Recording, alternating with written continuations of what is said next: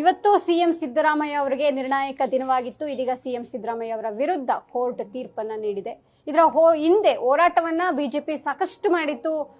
ಸದನದಲ್ಲಿ ಅಹೋರಾತ್ರಿ ಧರಣಿಯನ್ನ ಮಾಡಿತ್ತು, ಬೀದಿಗಿಳಿದು ಪಾದಯಾತ್ರೆಯನ್ನು ಕೂಡ ಮಾಡಿತ್ತು. ಇದೆಲ್ಲದರ ಬಗ್ಗೆ ಮಾತನಾಡೋದಕ್ಕೆ ನಮ್ಮ ಜೊತೆಗೆ ವಿಪಕ್ಷ ನಾಯಕರಾದ ಆರ್ ಅಶೋಕ್ ಅವರು ಇದ್ದಾರೆ. ಮಾತನಾಡಿಸ್ತಾ ಹೋಗ್ತೇನೆ.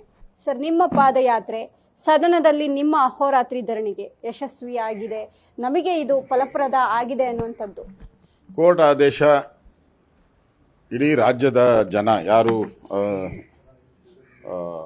ಭ್ರಷ್ಟಾಚಾರ ವಿರೋಧಿಗಳಿದ್ದಾರೆ ಅವರೆಲ್ಲರಿಗೂ ಸಂತೋಷ ತಂದಿದೆ.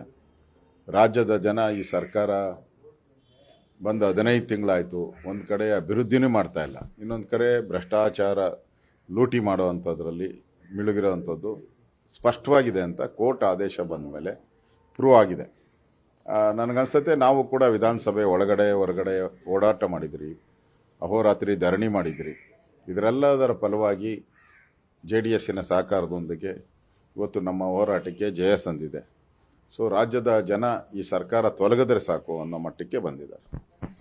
ಸರ್, ರಾಜ್ಯಪಾಲರು ಪ್ರಾಸಿಕ್ಯೂಷನ್ಗೆ ಅನುಮತಿ ಕೊಟ್ಟ ಬಳಿಕ ಒಂದಿಷ್ಟು ಆರೋಪವನ್ನ ಸಿಎಂ ಸಿದ್ದರಾಮಯ್ಯ ಸೇರಿದಂತೆ ಇಡೀ ಸಚಿವ ಸಂಪುಟ ಮಾಡಿತ್ತು, ಇಡೀ ಶಾಸಕರು ಮಾಡಿದ್ರು. ಅಂದ್ರೆ ಬಿಜೆಪಿ ಹೇಳಿದಂತೆ ರಾಜ್ಯಪಾಲರು ಕೇಳ್ತಿದ್ದಾರೆ ಅನ್ನುವಂತ ಆರೋಪವನ್ನ ಮಾಡಿದ್ರು. ಆದ್ರೆ ಇದೀಗ ಕೋರ್ಟ್ ಅವರ ವಿರುದ್ಧವಾಗಿ ತೀರ್ಪನ್ನ ನೀಡಿದೆ.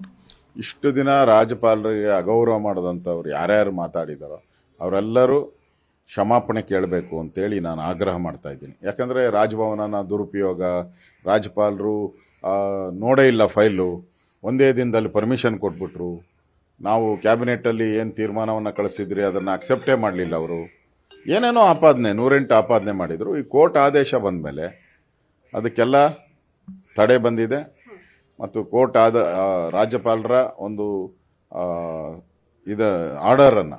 ಆದೇಶವನ್ನು ಎತ್ತಿಡ್ದಿರೋದ್ರಿಂದ ಈಗ ಕಾಂಗ್ರೆಸ್ ಅವರು ಒಂದು ರೀತಿ ಅವರಿಗೆ ನಡುಕ ಶುರುವಾಗಿದೆ. ರಾಜಭವನದ ಮುತ್ತಿಗೆ ಮಾಡಿದ್ರು, ರಾಜ್ಯಪಾಲರನ್ನ ನಿಂದನೆ ಮಾಡಿದ್ರು. ಇದೆಲ್ಲದಕ್ಕೂ ಕೂಡ ರಾಜ್ಯದ ಜನ ಇವಾಗ ಅಂದಕ್ಕೆ ಶುರುವಾಗ್ತದೆ. ಏನಪ್ಪ ಕೋರ್ಟ್ ಮೇಲೆ ಹೇಳಿದ ಮೇಲೆ ಇವರೆಲ್ಲ ಮಾಡಿದ್ದು ಮೋಸ, ಗವರ್ನರ್ಗೆ ಅಗೌರವ ಮಾಡಿದ್ದಾರೆ ಅಂತ ರಾಜ್ಯದ ಜನ ತೀರ್ಮಾನ ಮಾಡಿದ್ದಾರೆ. ಈ ರಾಜ್ಯದ ಜನ ಆದಷ್ಟು ಬೇಗ ಈ ಸರ್ಕಾರವನ್ನು ಕಿತ್ತೊಗೆಯುವಂಥದ್ದಕ್ಕೆ ತೀರ್ಮಾನವನ್ನು ತೆಗೆದುಕೊಳ್ತಾರೆ.